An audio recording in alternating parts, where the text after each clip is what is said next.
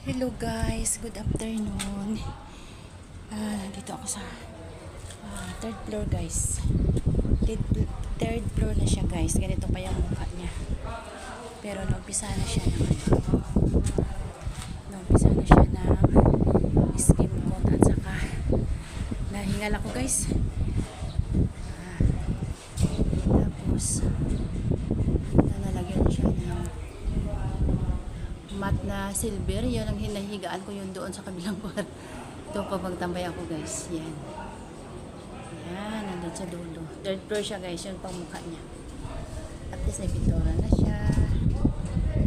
Nasugda na siya ng pintura. Tapos nagbubida na sila. Unti-unti na sila nagbubida guys. Yan. Bubida na.